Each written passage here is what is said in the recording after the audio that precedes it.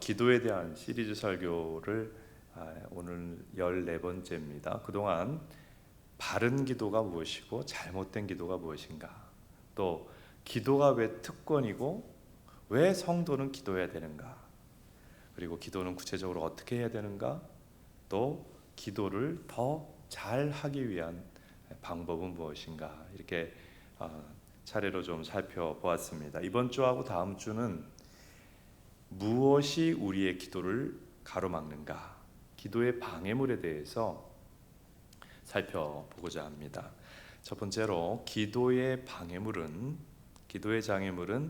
영적 나태함과 게으름입니다. 야고보서 우리가 4장 2절 읽었는데요, 너희가 얻지 못함은 구하지 아니하기 때문이요 그랬습니다.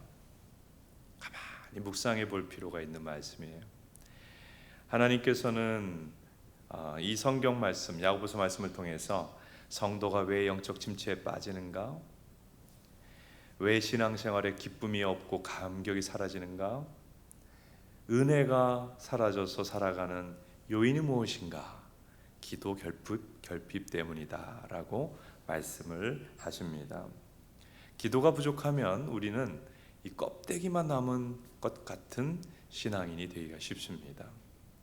자, 이렇게 하나님이 말씀하시고 우리가 신앙생활해서 어느 정도 이 영적 진리를 알 수 있음에도 불구하고 우리 교회들의 현실을 보면,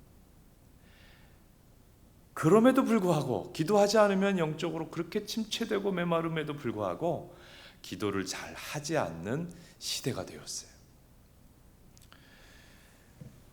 요즘 교회 현장을 보면 성도들의 마음에 이 기도에 대한 열망이 마치 풍선에 바람 빠져나가듯이 많이 빠져나가 버렸어요.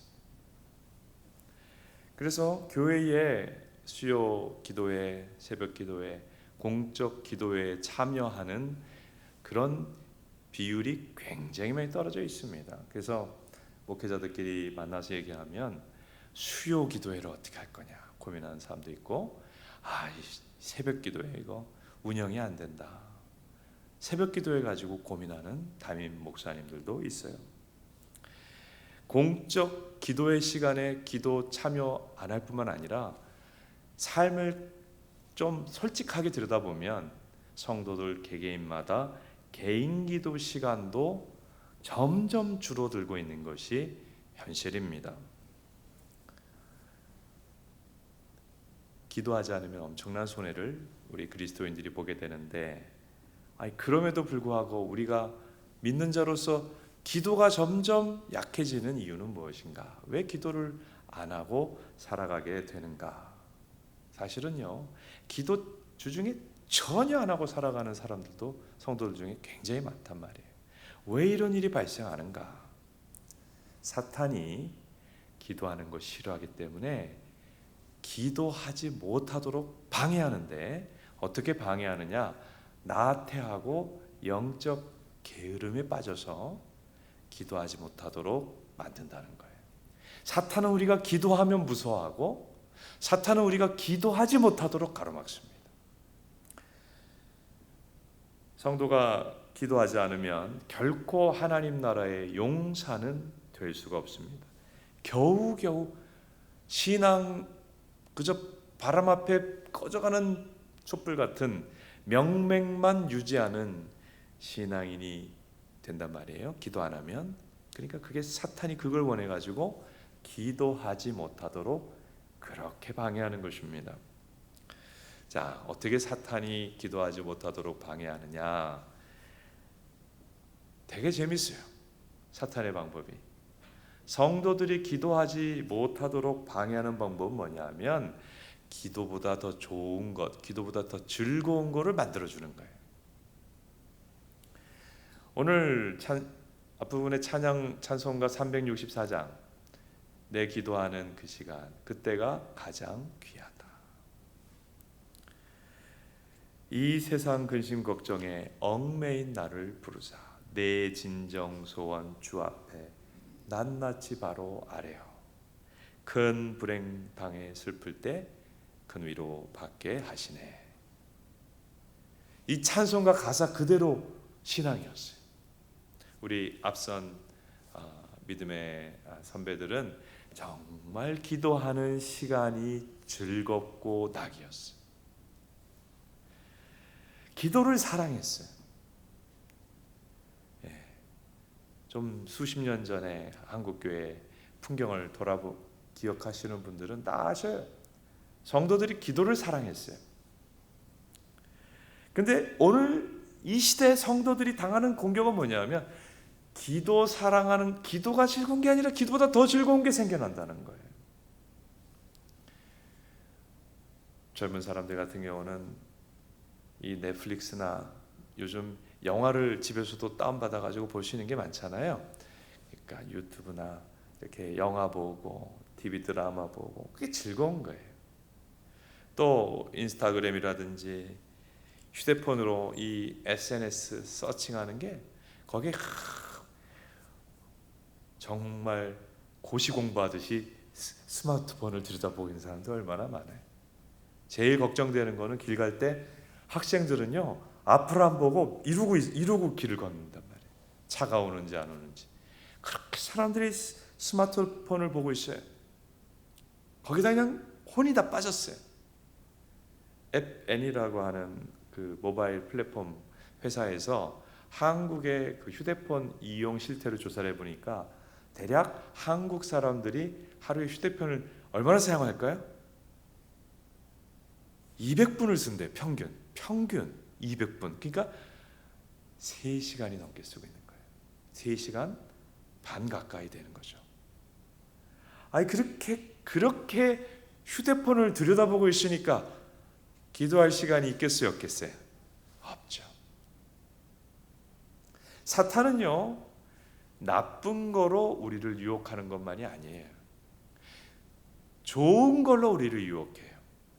좋은 걸로 시험해요. 그래서 기도보다 더 재밌고 즐거운 것들을 만들게 해서 기도 못하도록 막는다. 참 놀랍게도 어떤 경우는 여러분 운동이 얼마나 좋습니까? 운동해야죠. 운동은 정말 교회 안에서라도 서로 등산도 하고 탁구도 치고 장려할 필요가 있을지도 몰라요. 그럼에도 불구하고 내가 시간 나는 모든 시간을 운동에다 쏟는 사람도 있어요.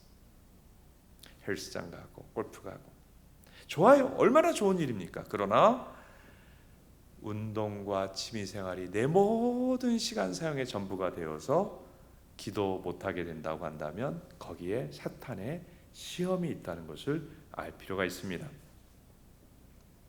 자, 기도보다 좋은 것, 기도보다 즐거운 것들을 만들게 한다. 그리고 또 사탄이 기도 못하도록 시험하는 게 뭐냐 하면 바쁘게 만드는 거예요. 바쁘게 만드는 거예요. 사람이 성실하게 부지런하게 살아가면 하나님의 기쁨이 됩니다. 성실해야죠.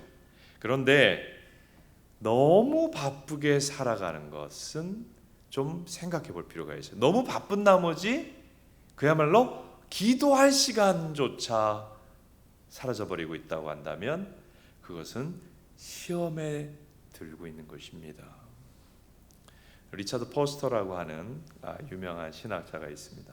이분이 현대의 마귀의 역사는 분주함으로 우리에게 다가온다. 바쁘다. 분주한 걸로 다가온다. 칼 융이라고 하는 사람이 이런 표현을 썼어요. 분주한 것은 그 자체로 악마다 그랬어요. 여러분, 분주하면 믿음이 약해지고 기도하기 어렵습니다. 그래서 우리 이제 초대교회에 이 교부들이라고 하는 사람들이 있어요. 초대교회에 영적인 거장들 있는데 그분들은 이렇게 얘기했습니다. 거룩한 여가가 있어야 된다. 우리가 열심히 세상에서 씨 뿌리고 수고하고 살아가야 되지만 마음의 한켠에 잔잔하고 고요한 게 있어야 된다. 그래서 마음이 늘 들고 뛰고 막 복잡하고 분주하면 하나님을 만날 수가 없는 거예요. 늘 이거 하다 보면 저거 생각나고 저거 하다 보면 또 이게 생각나고 이 상태는 좋은 상태가 아니에요. 영적인 성숙한 상태가 아니에요. 거룩한 여가, 열심히 살지만 또 한편에는 잔잔한 거예요. 고요한 거예요. 그래서 하나님을 향하고 하나님을 찾을 수 있는 그런 거룩한 여가가 있어야 한다. 그런 은혜가 있으시기를 바랍니다. 그리고 또 사탄 마귀가 오늘날 성도들이 기도하지 못하도록 만드는 기가 막힌 방법이 있어요. 그게 뭐냐면 기도 안 하는데 모든 일이 잘 되게 하는 거예요. 기도 안 하는데 아주 모든 일이 평탄해요. 여러분, 여기에 무서운 시험이 있어요. 하나님 앞에 무릎 꿇고 기도하는 시간을 전혀 갖지 않는데 그저 가정에도 문제가 없고 건강도 좋고 직장생활도 잘하고, 그게 시험이에요. 시험. 무서운 일일 수 있어요. 기도 왜 시험이냐 하면 기도 안 하고 하나님을 찾지도 않는데 평탄하고 형통하고 잘 되면 그 사람은 결국은 조금씩 하나님으로부터 멀어집니다. 멀어져요. 그래서 나중에는 돌아올 수 없는 지점까지 가버리게 되는 거예요. 제가 이전에 사랑의 교회에서 사역할 때에 젊은이들 지도를, 청년 사역을 오래 했어요. 지도하면서 참 은혜를 많이 받았어요. 같이 저도 은혜 받고 그 젊은이들도 은혜 받고. 그런데 제가 지도했던 청년들이 이제 다 졸업하고 이제 다 중년이죠. 근데 제가 그들을 지켜보면서 저 사람들이 시험 당한다. 저 형제, 저 자매가 지금 큰 시험 당하는구나 하는 게 뭔지 아세요? 기도 안 하고 있는데 좋은 직장 들어가서 승승장구하게 되는 거예요. 기도는 안 하거든요. 근데 직장에서 승승장구한단 말이에요. 기도 안 하거든요. 예배 별로 못 드리거든요.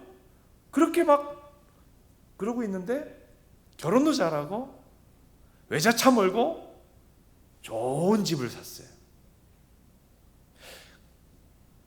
그러고 나면 시간이 조금 지나면 어떻게 되냐면 그 청년들 과거에 얼마나 은혜 받은 청년인지 몰라요.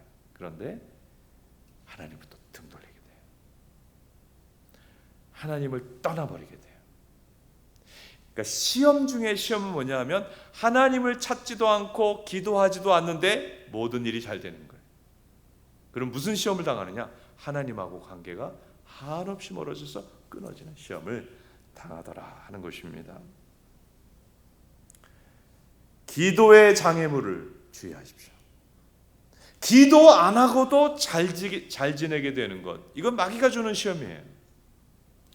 기도 안 하고도 그냥 편안하게 살아가게 되는 영적 게으름과 나태함에 빠지는 이 사탄의 이 공략이 우리를 향하고 있다는 것을 깨닫고 이 기도의 장애물을 분별하고 물리칠 수 있게 되기를 바랍니다.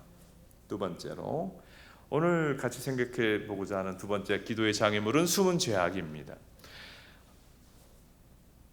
요즘요 교회 안에 기도 열정이 식었을 뿐만 아니라 기도 응답 소식이 굉장히 희귀해요. 기도 응답 모르겠어요. 우리 교회는 좀 그렇지 않은데 교회들마다 기도 응답이 됐습니다, 이런 얘기들을 별로 안 해요. 기도해서 뭐가 달라지는데 그래요. 왜 기도 응답이 없을까요? 아까 야고보서 말씀, 너희가 얻지 못함은 무엇 때문이다? 구하지 아니하기 때문이요. 기도 안 하니까 기도 응답이 없죠. 그렇죠? 그런데 기도를 해요. 나름대로 기도하는데도 기도 응답이 없다고 한다면 이유를 좀 생각해 봐야 됩니다. 기도하는데도 기도 응답이 없다면 그 이유가 뭘까?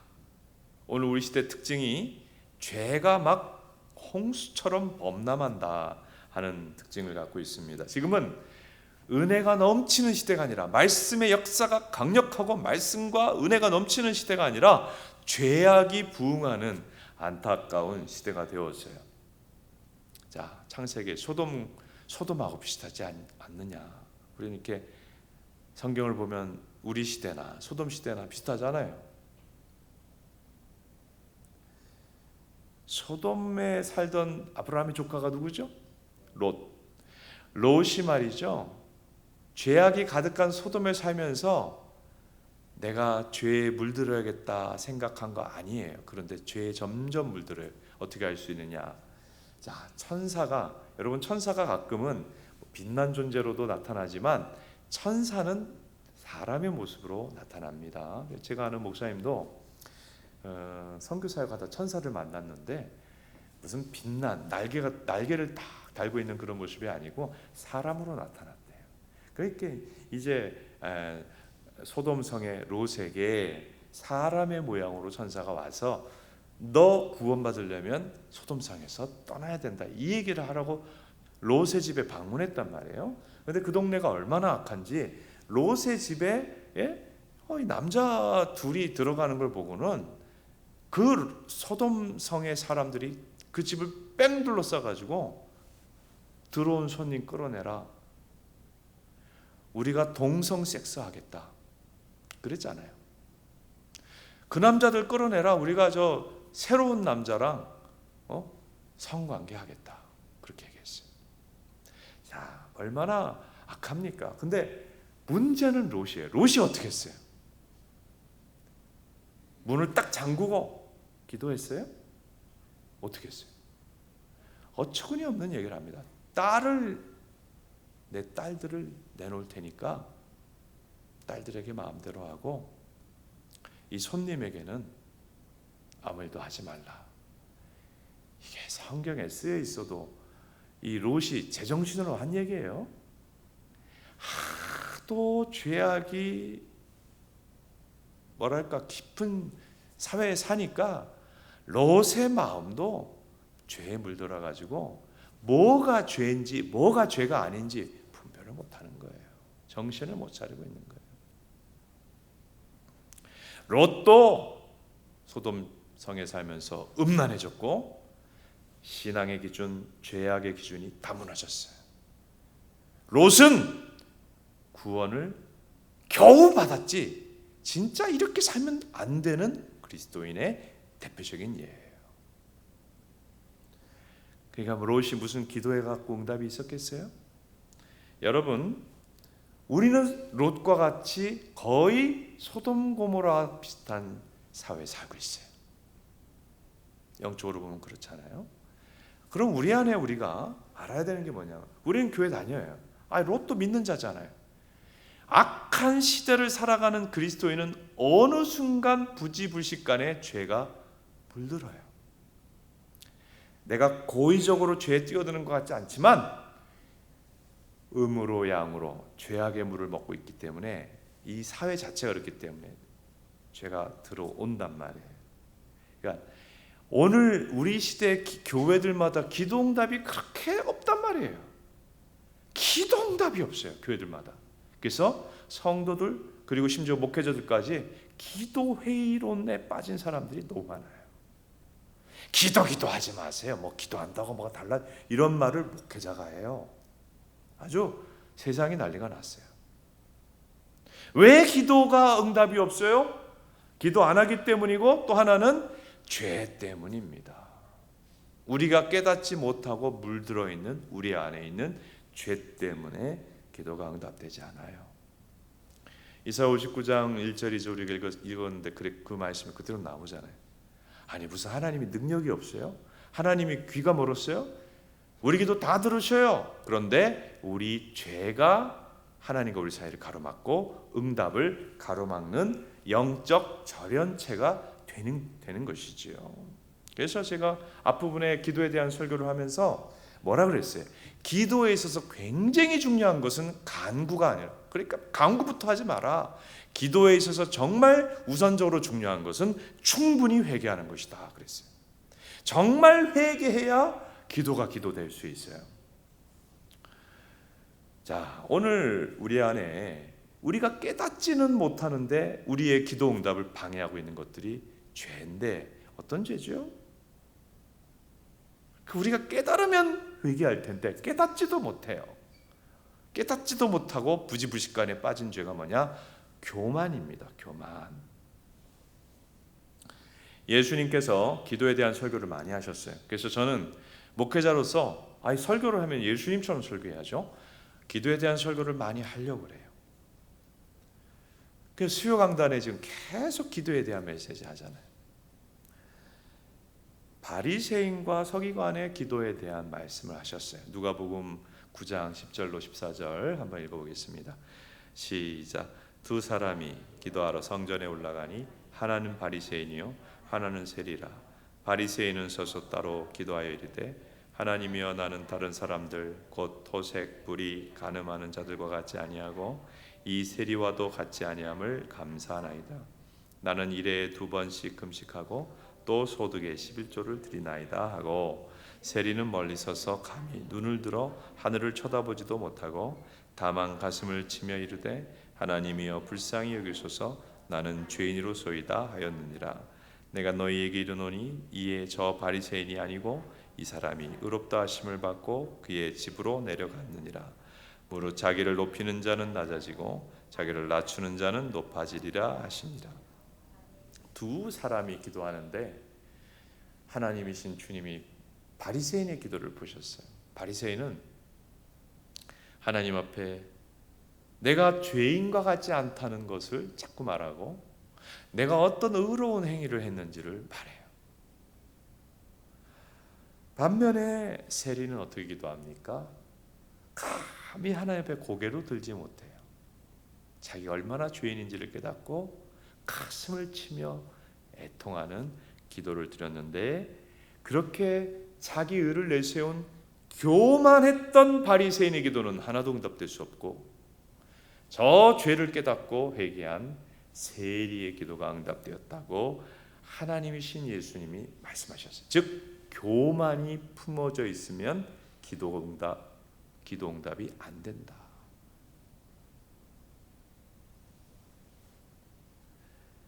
말세의 특징을 디모데후서 3장 2절 같이 한번 봅니다. 같이 읽습니다. 시작. 사람들이 자기를 사랑하며 돈을 사랑하며 자랑하며 교만하며 비방하며 부모를 거역하며 감사하지 아니하며 거룩하지 아니하며. 여러분, 말세의 특징이 나오는데 그 핵심이 뭐냐면 교만이에요. 교만. 말세의 죄의 특징이 뭐냐면 교만이에요. 교만해서 하나님을 사랑하지 않는 거예요. 자기를 사랑하는 거예요. 돈을 사랑하는 거예요. 부모를 거역하는 거예요. 요즘 얼마나 부모를 거역합니까? 감사하지 않는 것입니다. 여러분, 이 교만한 시대에 우리가 얼마나 교만해지고 있는지 우리가 몰라요. 그런데 하나님은 보셔요. 참 교만하다. 우리는 모르는데 하나님은 느끼시는 거예요. 이 시대가 우리를 다 교만하게 만들고 있어요. 세계적인 석학 유발 하랄이라는 사람이 있습니다. 이 사람이 호모 사피엔스, 그리고 사피엔스라는 책도 썼는데 호모 데우스라는 책을 근자에 썼습니다. 그 책에 뭐라 그런지 아세요? 물론 한 몇 년 됐는데 이제 인류는 기아와 전염병과 전쟁을 극복하였다. 이제 인류의 과제는 영생이다. 늦으면 2100년, 빠르면 2050년, 돈 있는 사람은 얼마든지 영생할 수 있는 시대가 되었다. 이제 호모 사피엔스 시대는 지나가고 호모 데우스의 시대가 도래했다. 탁 썼어요. 인간이 신인 시대라고 얘기했어요. 이것이 전 세계적인 가장 유명한 석학의 이야기일 뿐만 아니라 사실은 사람들의 생각이에요. 그렇게 생각했어요. 그러니까 하나님이 뒤집어 엎으시는 거죠. 너희가 전쟁, 전염병을 극복했다고?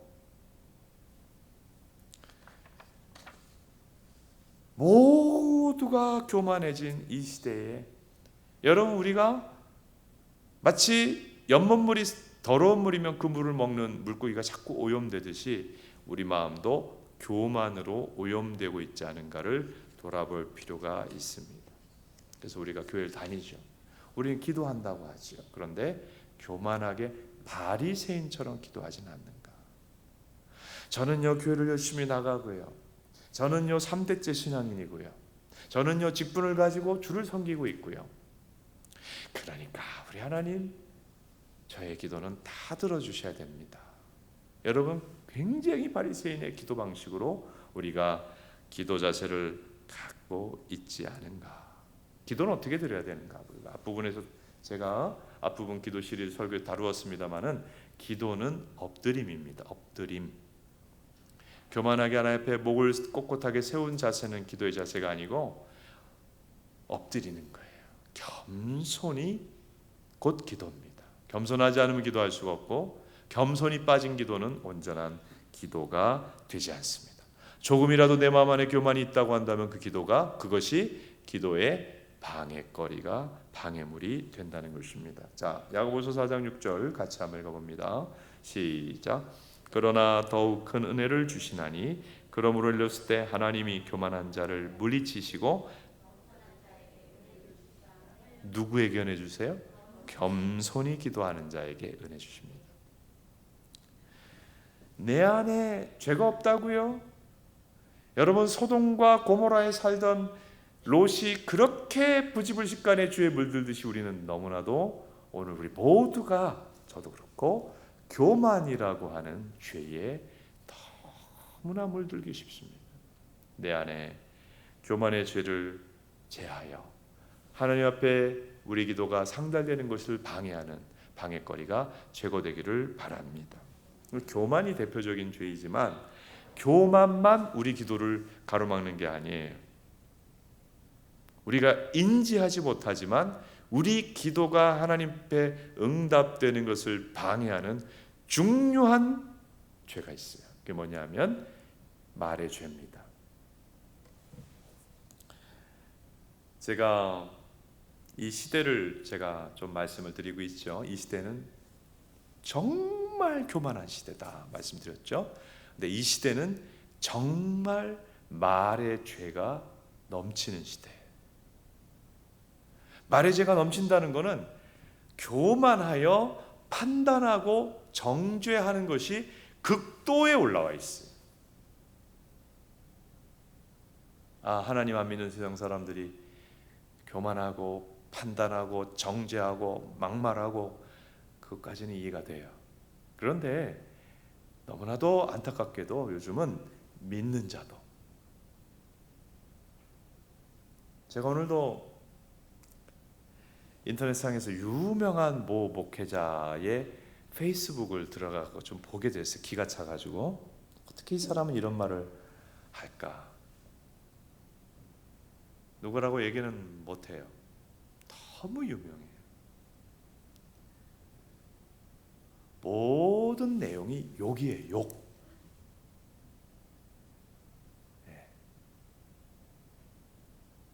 다 욕을 써놨어요. 근데 사람들은 거기 제가 아는 크리스찬들도 좋아요 다 달아놨어요. 네?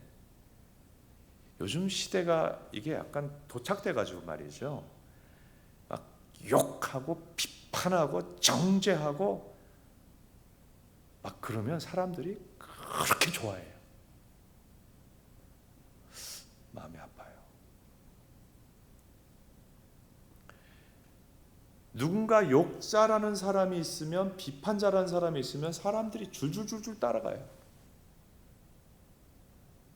큰 인기를 얻어요. 내가 볼 때 정치도 할 수 있다 생각해요. 여러분, 이렇게 싸나운 시대에 이렇게 판단하고 정죄하고 비판하고 말로 죄짓는 것이 극도로 높아진 시대에 우리들도 거기를 따라갈 수가 있는 거예요. 자, 이 시대가 정말 과거 어느 시대보다 판단하고 정죄하고 비판하고 공격하고 욕하고 말로 죄를 짓는 그런 시대가 되었는데, 그런 시대에 물들어간 우리들에게 하나님이 뭐라 그러시나 봅시다. 로마서 2장 1절 2절입니다. 같이 한번 읽어보시죠. 잘 한번 읽어보십시오. 시작. 그러므로 남을 판단하는 사람아, 누구를 막론하고 내가 핑계하지 못할 것은 남을 판단하는 것으로 내가 너를 정죄함이니 판단하는 내가 같은 일을 행함이니라. 이런 일을 행하는 자에게 하나님의 심판이 진리대로 되는 줄 우리가 아노라.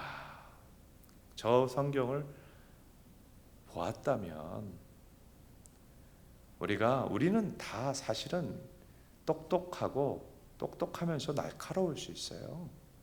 네? 우리 다 그럴 수 있어요. 똑똑하고 나름대로 판단 잘하고 날카로울 수 있어요. 근데 하나님 뭐라 그러셨어요? 판단하는 사람아, 뭐라 그랬어요?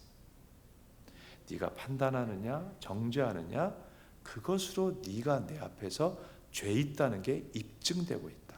왜냐하면 너가 판단하고 있지만, 너가 말로 정죄하고 있지만 너도 똑같다.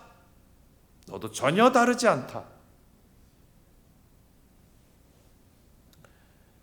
그러므로 그렇게 비판하고 정죄하는 너에게 심판이 클 것이다. 그렇게 말씀하시잖아요. 이 성경 구조를, 하나님의 음성을 아는 사람은 나름대로 똑똑하고 판단이 잘 되고 정죄하고 싶어도 그래요. 저도 죄인이에요, 주님. 제가 판단하고 싶고 비판하고 싶고 공격하고 싶지만 그 대신에 기도하겠습니다. 이렇게 나오는 거예요. 그런데 가정에서도 혹은 직장에서도 교회에서도 또 사회 속에서도 얼마나 말로 죄를 짓는지. 제가 제자 훈련하면서 어느 이제 그 형제님이 제자 훈련하면서 참 은혜 받고 믿음을 갖게 됐어요. 그러면서 이제 예수님을 그 형제는 이제 이게 좀 독특한 케이스예요.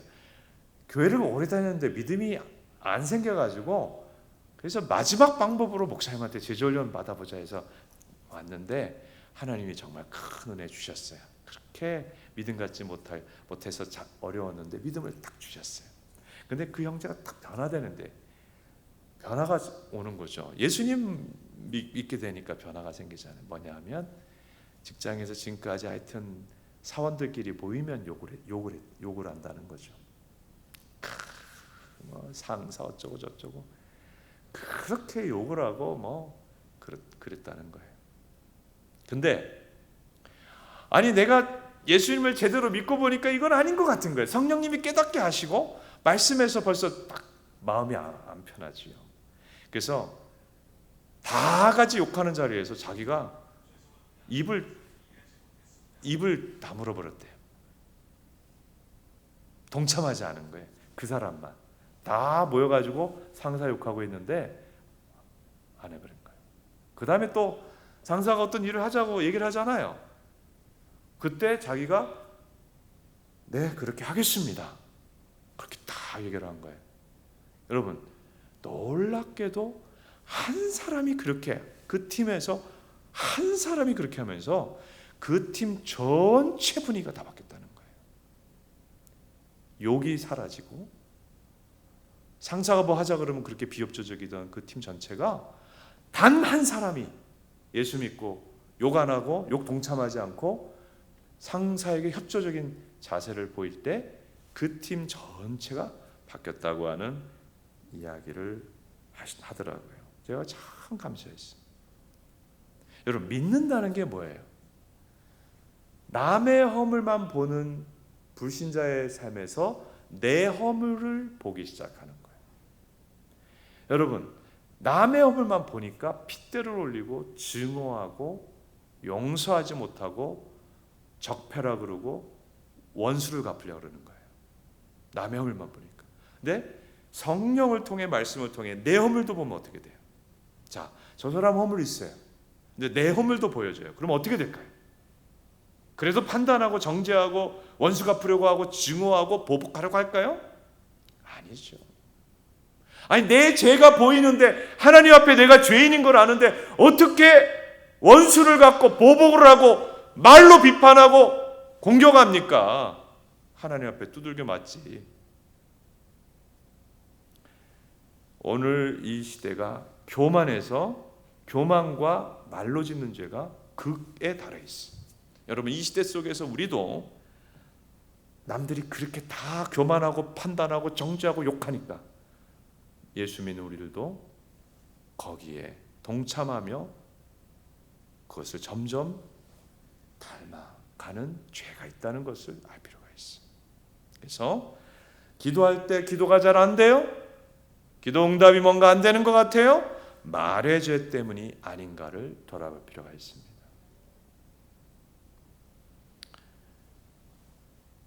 이게 우리가 죄가 하나님 앞에 기도가 잘 안 되는데 그러면 이유가 있잖아요. 하나님은 기도하는 걸 즐거워하시는데 왜 기도가 안 돼요? 죄 때문이란 말이에요. 그 무슨 죄인지를 우리가 몰라서 회개하지를 못하는 거예요. 교만과 말의 죄, 이 두 가지가 우리가 은연중에 물들어 우리 기도를 방해하는 중요한 방해거리입니다. 그러므로 기도하다가 기도가 잘 안 될 수 있어요. 기도하는데 기도가 잘 안 된 이유는 기도를 너무 안 해가지고 기도의 파이프라인이 막혔기 때문일 수도 있는데, 그러면 좀 한번 깊이 기도할 필요가 있어요. 좀 1시간 통성 기도하고 좀 기도원도 가서 기도하고 그러면 좀 나아져요. 그런데 어쨌든 그런 건 아니고, 기도하는데 뭔가 기도 응답이 안 되고 기도하는데 평안도 없고 기쁨도 없고 그렇다고 한다면 하나님 기뻐하지 않은 내 안에 죄가 이 기도가 응답되지 못하게 막고 있는 거 없어요? 하나님, 내 죄를 알게 해주세요. 그걸 기도하셔야 돼요. 그리고 주님께서 깨닫게 해주시는 죄를 회개해야 돼요. 토해내야 돼요. 그러면 기도가 회복이 됩니다. 자, 오늘 우리는요, 제가 이제 이 시리즈 앞부분에 기도를 어떻게 하면 잘할 수 있는가, 기도는 시작은 어떻게 하고 본론은 어떻게 하고 마무리는 어떻게 하고 이렇게 다 구체적인 가르쳐 드렸어요. 근데 기도의 방해물들을 잘 물리치는 것도 중요합니다. 그래서 오늘은 기도의 방해물들 뭐라 그랬어요? 기도 안 하고도 잘 지내는 게으름과 나태함, 그리고 또 한 가지는 숨은 죄악. 숨은 죄악 뭐예요? 교만과 말의 죄. 이 장애물들을 오늘 다 예수님의 십자가 앞에 내려놓읍시다. 우리가 깨닫든 깨닫지 못했던 이런 장애물들이 우리 안에 있다면 예수 그리스도의 십자가 앞에 다 내려놓고 해결 안 받고 기도가 고속도로가 뻥 뚫리듯이 하나님 앞에 기도하는 것이 원활해지는 우리 모두가 될 수 있기를 축복합니다. 자, 머리 숙여 기도합시다. 말씀 붙잡고 그대로 기도합니다. 하나님, 영적 게으름과 나태함이 내 안에 생겨나고 있습니까? 기도 안 하고도 기도보다 다른 것이 더 좋아지고 있습니까? 제 마음 안에 영적 게으름과 나태함 물리쳐 주세요. 주님, 숨은 죄악이라고 하는 기도의 장애물이 내 안에 있습니까? 교만이라는 장애물, 말의 죄라고 하는 장애물이 있습니까? 주여, 이런 기도의 장애물들을 제하여 주시고 기도의 문이 활짝 열리게 하시고 하나님과 기도로 소통하는데 아무런 막힘이 없게 인도하여 주옵소서. 우리 같이 한번 말씀 붙잡고 기도하겠습니다.